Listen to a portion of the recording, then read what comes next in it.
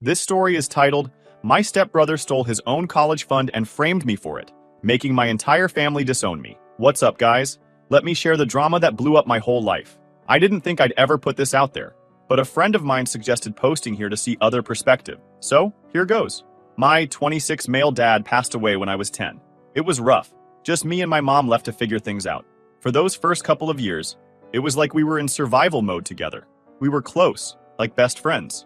She was my rock, my biggest supporter, and honestly, the only reason I got through losing my dad. Then my mom met that guy named Paul at some work conference, and it was like things went from 0 to 60 overnight.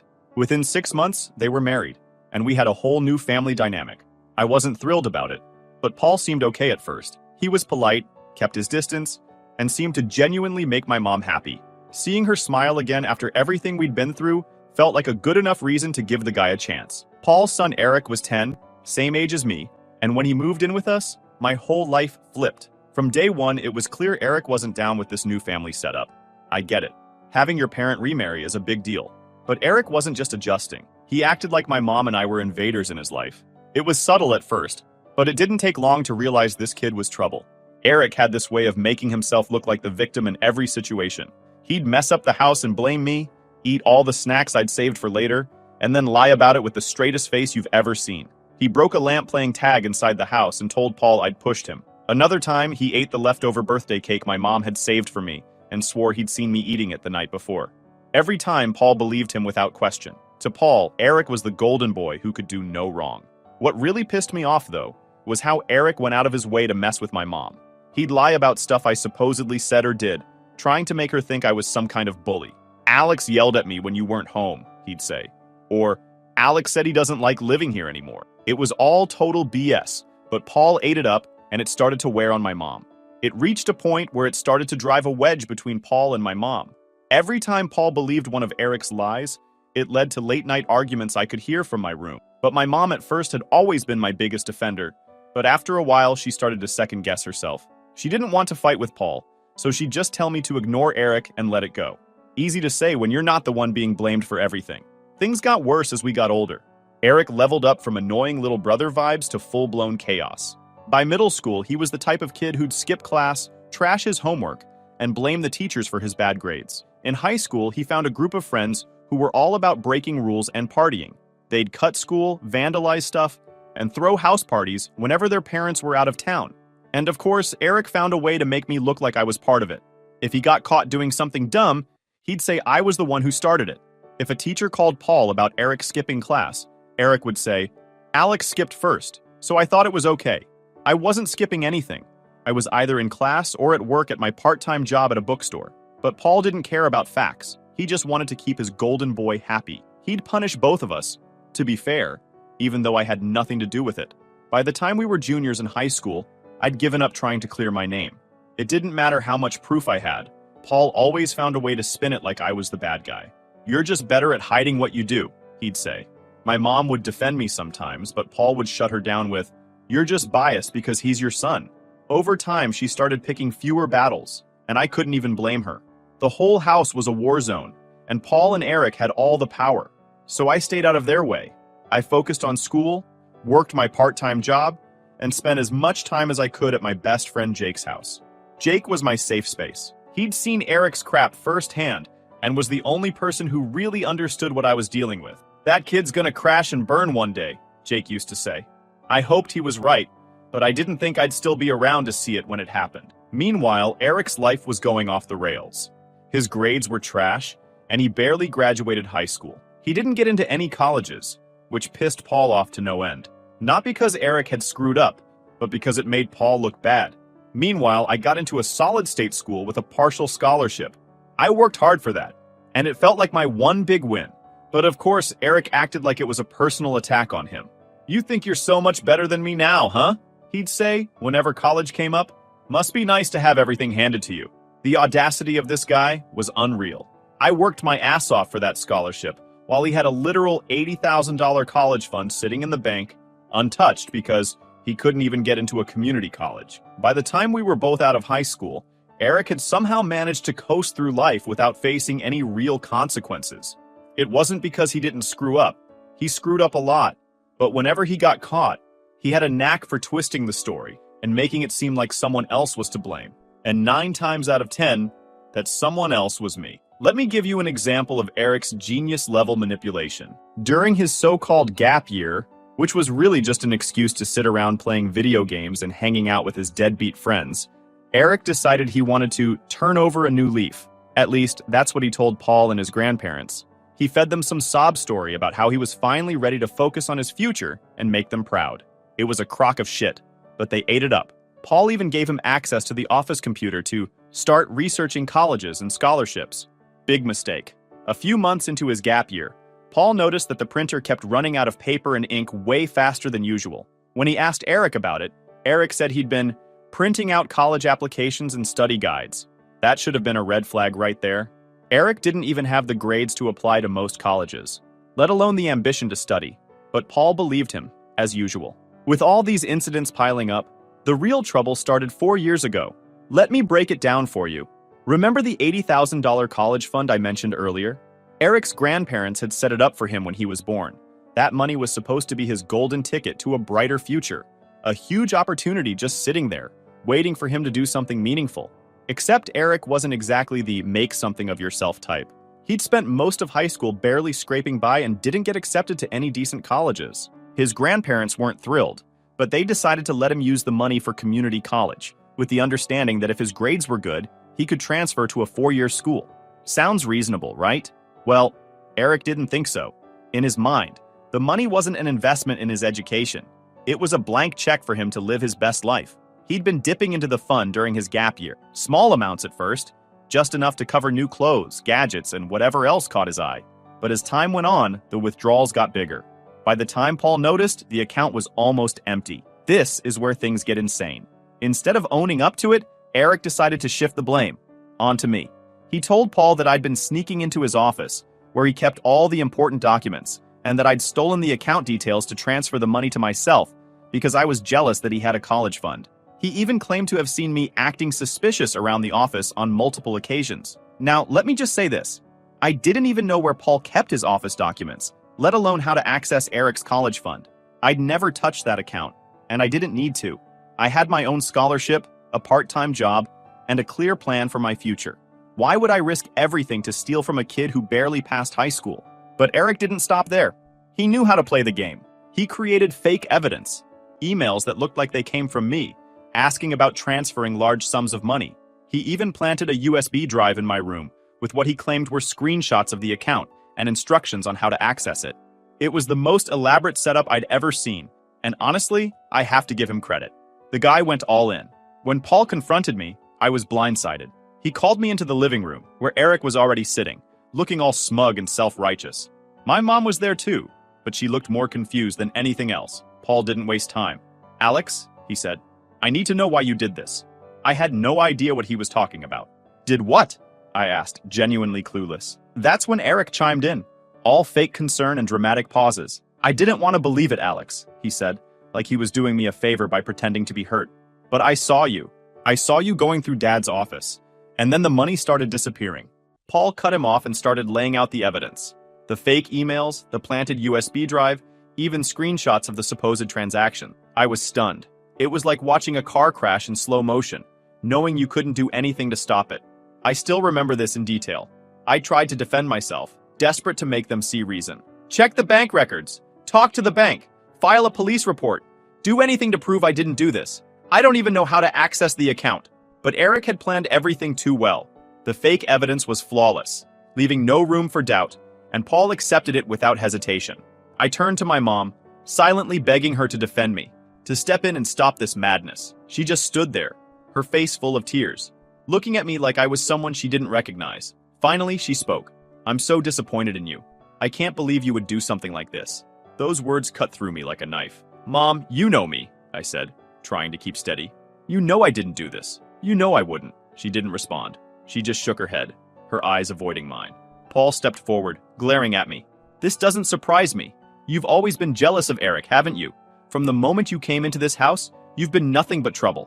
And now, you think you can steal from us? From your own family? I've had enough." I tried to argue again, desperate for someone to listen, but Paul cut me off with a wave of his hand and yelled at me, Pack your things. You're done here. I don't care where you go, but you're not staying in this house another second. You've got 30 minutes to leave. If you're not gone by then, I'll call the cops." I froze for a moment, looking back at my mom, hoping she'd say something, anything, but she just stood there, silent, her arms crossed tightly as if she was trying to hold herself together. Her silence hurt more than Paul's words ever could. Eric stood off to the side, looking like he was trying to appear upset. "I just can't believe you'd do this to me," he said, shaking his head like he was the victim. It was sickening. I almost stormed at him, smashing that fucking face, wiping that a smug smirk. I couldn't take it anymore. I turned and headed upstairs, my steps heavy as I went to pack. Throwing my things into a duffel bag, I felt a mix of anger, frustration, and heartbreak. This wasn't just about being kicked out. This was about my mom, the one person who was supposed to stand by me, choosing not to. She wasn't saying anything. She wasn't doing anything. She was just letting it happen. When I came back downstairs, Paul was standing by the front door, watching me like a guard, making sure I wouldn't try anything. My mom stood a few steps behind him, her face streaked with tears, but she still didn't say a word. I slung the bag over my shoulder, pausing for a moment as I looked at her, hoping she'd stop this somehow. She didn't. She just stood there, letting it all happen. As I stepped out the door, Eric muttered behind me, "I just can't believe he'd do this." That was it. No one was going to listen. No one was going to stand up for me. I realized then that I was completely on my own. I walked out of that house with a duffel bag, and nowhere to go. I felt like my entire life had been ripped out from under me. I was 22, had just finished college, and was suddenly homeless. My family, the people who were supposed to have my back, had turned on me because of a lie. I had nothing. No home, no support, and no idea what came next. The only thing I knew for sure was that I wasn't going to let Eric or Paul destroy me. Thank God for my best friend, Jake. The second I called him, he told me to come over. I don't know what I would have done without him. Jake had been my rock during all the years of dealing with Eric's crap, and now he was there to help me pick up the pieces. He didn't ask a lot of questions, just handed me a blanket and said, "Stay as long as you need." That first week was rough. I was still working part-time at a bookstore, but my hours barely covered food, let alone rent. I had some savings from my part-time jobs during college, but it wasn't much. Every night, I'd crash on Jake's couch and try not to think about how my own mom had let this happen. Every morning, I'd wake up, head to work, and pretend like everything was fine. But inside, I was a mess. But the worst part was that my mom didn't call. Not once. I tried reaching out a couple of times, but she didn't pick up. Not even once. It didn't take long to figure out that Paul had probably blocked my number. I kept telling myself she'd reach out eventually, but deep down, I started to accept that maybe she wouldn't. It hurt like hell, but I didn't have the luxury of wallowing. I had to figure out how to move forward. After about a month of sleeping on Jake's couch, I got lucky. My manager at the bookstore mentioned an opening for an entry-level IT job at her husband's company. It was steady work, and it paid better than the bookstore. I applied, and to my surprise, I got the job. That was the start of my climb. I took every opportunity to prove myself. I stayed late, volunteered for extra training, and soaked up as much knowledge as I could. It wasn't easy. I was balancing a new job, my lingering anger at my family, and the reality of being on my own for the first time. But I refused to let Eric's lies define me. After a couple of months, I saved up enough to rent a tiny studio apartment. I finally had a place where I felt like I could breathe. Jake helped me move in. And when we were done, he said, "See, you're already doing better than half the people I know." Having my own space made a huge difference. It gave me room to think and focus on my goals. In the meantime, I completely cut off contact with my family. I blocked Paul and Eric on social media and stopped trying to call my mom.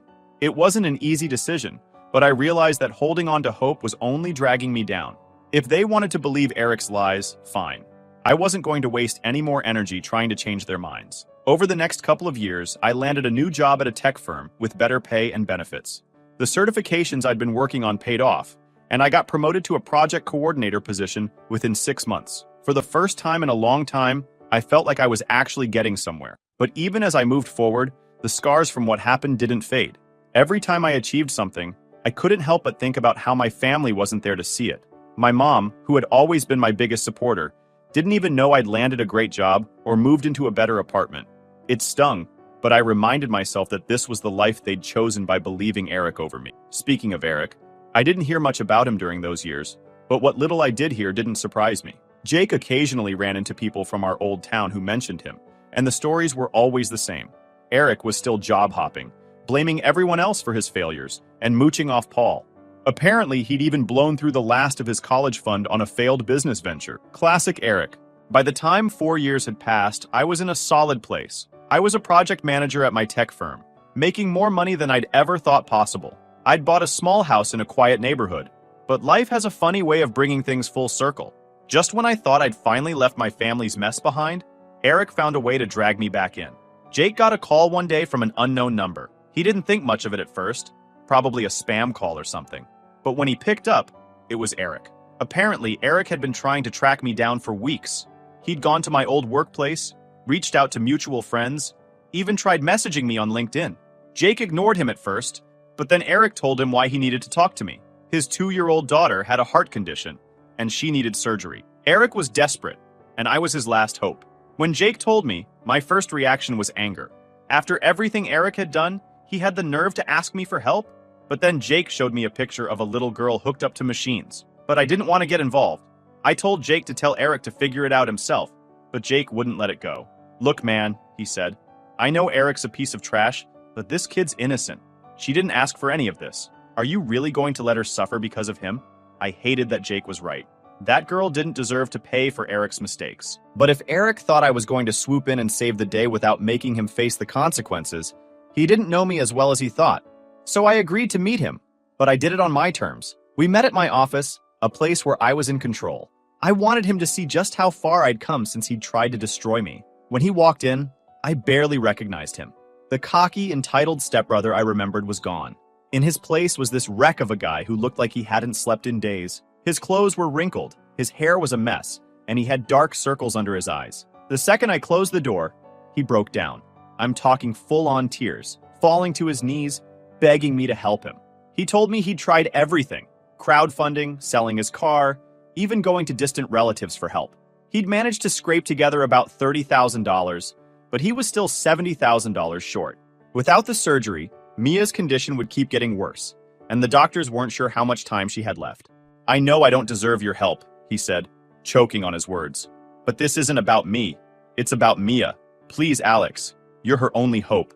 I let him talk. I let him plead and cry and tell me his sob story. Then, when he finally ran out of things to say, I told him my terms. If he wanted my help, he had to confess everything to the family. Every lie, every manipulation, every time he'd blamed me for something he'd done. He had to tell the truth about the college fund, how he stole it and framed me, and he had to do it in front of everyone. The color drained from his face. Alex, please, he said. I'll do anything else. I'll pay you back. I'll sign a contract. Just don't make me do that. I didn't budge. No confession, no money, I said. Take it or leave it. He tried to bargain. He begged me to reconsider. He even offered to make a public apology on social media instead of facing the family. But I stood firm. I wasn't interested in his shortcuts or half measures. If he wanted me to help his daughter, he was going to have to take responsibility for what he'd done. After what felt like forever, he finally agreed. Okay, he said. I could barely hear him. I'll do it. I made it clear that I wasn't just taking his word for it. You arrange the family meeting, I said. You tell them the truth, and only after you've done that will I transfer the money. Directly to the hospital, not to you. He nodded, looking like he wanted to crawl into a hole and disappear. As he left, he tried to apologize again. I'm sorry, Alex, he said, for everything. I know I can't take it back, but I want you to know I regret it. I didn't respond. I wasn't interested in his apologies. Words didn't mean anything to me. I'd spent 4 years rebuilding my life from nothing because of his lies, and no amount of sorry was going to change that. After he left, I called Jake to let him know what had happened. Jake thought I was crazy for even considering helping Eric. Dude, the guy ruined your life, he said. And now you're going to bail him out? You're a better person than me, that's for sure. It's not about him, I said. It's about that little girl. She doesn't deserve to pay for his mistakes. Even as I said it, I wasn't sure if that was the whole truth. Yeah, I wanted to help the girl, but part of me also wanted to see Eric squirm. I wanted him to stand in front of the family he'd lied to and admit what he'd done. I wanted them to see the truth about the golden boy they'd chosen over me. Eric texted me a few days later to say he'd set up the meeting for the weekend. Everyone's going to be there, he wrote. Mom, Dad, the grandparents, aunts, uncles, all of them. I couldn't deny the knot in my stomach when I read that message. I hadn't seen any of them since the day Paul kicked me out. But this was my chance to finally clear my name, to get the truth out there once and for all. So here where I am right now, everything keeps replaying in my head. The accusations, the lies, The years of being treated like the scapegoat. I don't know how the family's going to react when Eric confesses. And honestly, I don't care. This isn't about their forgiveness. It's about finally getting the truth out there. For me. I'll let you all know how it goes once it's done. Stay tuned. Final update. Hey guys, so just like I promised, here's the update. So, the family meeting was scheduled for Saturday. And let me tell you, the whole week leading up to it was a mental marathon. It wasn't just about making my stepbrother confess. It was about walking into a room full of people who had believed him over me for 4 years. People who didn't even bother questioning his lies. I have no idea how they're going to react. And honestly, I couldn't care less. This isn't about fixing relationships. It's about getting the closure I've been waiting for. When I pulled up to my mom and Paul's house, I almost didn't get out of the car. It had been 4 years since I'd last been there, and everything about the place felt like a bad memory. The driveway where Paul had yelled at me to leave, the front door my mom didn't stop me from walking out of, it all came flooding back. If it wasn't for Jake sitting in the passenger seat, I might have turned around and left. Are you sure about this? Jake asked. He wasn't trying to stop me, just making sure I was ready. Yeah, I said. Let's get it over with. When we walked in, the house looked exactly the same. Except for one thing, all the photos with me in them were gone. That stung more than I expected. It was like they'd erased me completely, like I'd never even been part of the family. Everyone was already there, packed into the living room. My mom, Paul, Eric, his grandparents, aunts, uncles, you name it. My mom's face lit up when she saw me, and she immediately burst into tears. She tried to hug me, but I stepped back. I'm not here for that, I said. Let's just get this over with. Paul looked uncomfortable, like he didn't know how to react. He opened his mouth to say something, but I cut him off. Don't bother, I said. I'm here to hear Eric tell the truth and leave. That's it. Eric looked like he wanted to disappear. He was sweating, fidgeting, and avoiding eye contact with everyone in the room. Twice he glanced at me like he was hoping I'd change my mind and let him off the hook. I didn't say a word. Finally, after what felt like an eternity, Eric started talking. He stumbled over his words at first, mumbling something about how he'd made mistakes and let everyone down. Paul tried to jump in and reassure him, but I wasn't having it. No, I said. You tell them the truth. All of it. And he did. Slowly, painfully, Eric laid it all out. He told them how he'd blown the college fund during his gap year, partying, buying junk, and going on trips. He explained how he'd panicked when Paul found out the money was gone and decided to blame me because he knew Paul would believe him. He admitted to faking the emails, planting the USB drive, and lying about seeing me snooping in the office. The room was dead silent by the time he finished. Paul looked like someone had slapped him. His parents, Eric's grandparents, were crying, probably realizing they'd funded all of Eric's screw-ups. My aunts and uncles were staring at Eric like they didn't even know who he was. But I wasn't paying attention to any of them. I was watching my mom. Her face was a mix of shock, guilt, and heartbreak. She kept shaking her head, whispering no under her breath, like she couldn't believe what she was hearing. I thought I'd feel satisfaction seeing her finally realize the truth, but instead it just felt empty. When Eric was done, I stood up and pulled out my phone. I'd already set up the hospital transfer in advance, so all I had to do was hit send. I showed him the confirmation screen and said, "The money's there. Mia will get her surgery. We're done here." That's when my mom broke down. "Alex, please," she said, grabbing my arm. "I'm so sorry. I should have believed you. I failed you. Please don't leave like this." Paul tried to jump in too. "Alex, I don't know what to say. I was wrong. I'll write you a check for double the college fund. Whatever it takes to make this right." Even Eric tried to apologize. He was crying by this point, saying he'd spend the rest of his life trying to make it up to me. "I know I ruined everything," he said, "but thank you for helping Mia. I'll never forget this." I just looked at all of them. My mom, who had chosen to stay silent when I needed her most, Paul, who had thrown me out without a second thought, and Eric, the person who had taken everything from me. 4 years ago, I would have given anything to hear their apologies. Now, they meant nothing. I yanked my arm out of my mom's grip, shot her a cold glare, and walked out without a single word or glance back. Jake followed me, and we drove back to my place in silence. When we got there, he finally broke the tension. "You okay?" he asked. "Yeah," I said. And for the first time in years, I meant it. Since then, I've gone completely no contact with my family. I blocked their numbers, their emails, and even their social media accounts. My mom has been sending me long, emotional emails every day, talking about how she cries herself to sleep and how much she misses me. Paul has sent multiple checks, first for $80,000, then for $160,000, to make up for the pain and interest. I mailed them back without a second thought. Eric's grandparents have even shown up at my office a few times, but security knows to turn them away. They leave letters saying how sorry they are and how they feel responsible for everything because they'd spoiled Eric and let him get away with too much. I don't care. They believed him when it mattered, and that's all I need to know. I heard through Jake that Mia's surgery was a success. She's recovering well, and I'm genuinely happy for her. She's innocent in all of this, and I hope she grows up to be nothing like her dad. As for Eric, he apparently moved back in with his mom in another state. His ex-wife won't let him see Mia without supervision, and he's been struggling to hold down a job. I'd be lying if I said I felt bad for him. As for me, I'm thriving. I got another promotion at work and just put a down payment on a house in Seattle. My company's opening a new office there, and I'll be heading it up. It feels good to keep moving forward, leaving all the toxicity behind. Sometimes people tell me I should forgive my family, especially my mom. She was in a tough spot, they say. She didn't know what to believe. But sorry doesn't erase 4 years of betrayal. Sorry doesn't give me back the family I lost, the trust that was shattered, or the years I spent rebuilding my life alone. Some bridges just aren't worth rebuilding. They say the best revenge is living well.